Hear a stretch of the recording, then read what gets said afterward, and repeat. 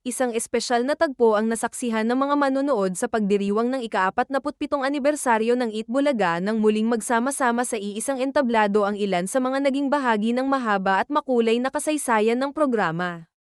Hindi lang ito simpleng reunion, kundi isang pagbabalik tanaw sa mga taong minsang nagbigay ng saya, inspirasyon, at hindi malilimutang alaala sa milyon-milyong Pilipino.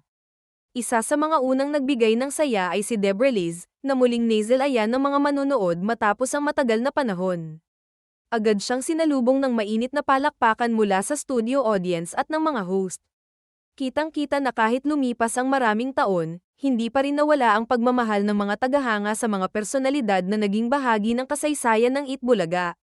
Ang kanyang paglahok sa espesyal na episode ay nagsilbing paalala kung paano naging tahanan ng iba't ibang talento at personalidad ang programa sa loob ng halos 5 dekada.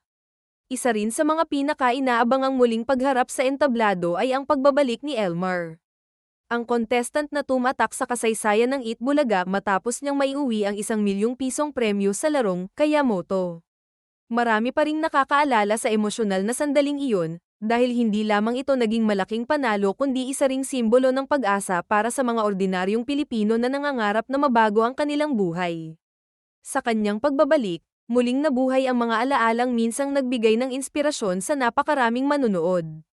Habang nakikipaglaro siya sa The Age is Right, kapansin-pansin ang masayang pagbabalik ng isang dating contestant na minsang naging bahagi ng isa sa pinakatumatak na kwento ng programa. Hindi rin nagpahuli si Chicky Holman, isa sa mga unang babaeng host ng Itbulaga.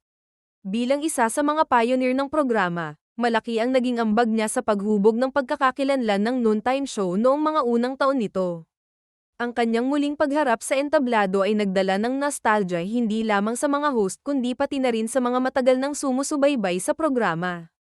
Nagkaroon muli ng pagkakataon na magpalitrato ang TVJ at si Chicky gaya ng poster nila noon. Ipinakita rin ito kung gaano kalalim ang pundasyong nabuo ng mga naunang personalidad na naging bahagi ng Itbulaga. Lalong naging masaya ang selebrasyon nang makisali silang lahat sa larong The Age is Right.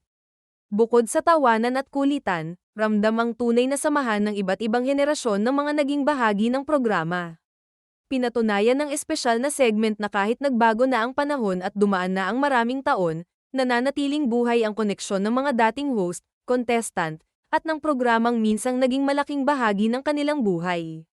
Marami rin sa mga manunood ang nagpahayag ng kanilang kasiyahan sa social media matapos mapanood ang muling pagsasama-sama ng mga dating personalidad ng Itbulaga. Para sa iba, isa itong paglalakbay pabalik sa mga panahong sabay-sabay silang nanunood kasama ang kanilang pamilya. Para naman sa mas batang audience, naging pagkakataon ito upang makilala ang ilan sa mga taong naging bahagi ng mahabang kasaysayan ng programa. Sa kasalukuyan, patuloy pa ring ipinagdiriwang ng Itbulaga ang mahigit 4 dekadang pamamayani nito sa telebisyon sa pamamagitan ng pagbibigay-pugay sa mga personalidad na naging bahagi ng tagumpay nito. Ang espesyal na reunion nina Debra Liz, Elmar, at Chicky Holman ay naging patunay na ang tunay na pamana ng programa ay hindi lamang nasusukat sa haba ng panahong nasa ere ito, kundi sa mga alaalang nabuo, mga pangarap na natupad, at sa samahang nananatiling buhay sa puso ng bawat Pilipinong lumaki kasama ang Itbulaga.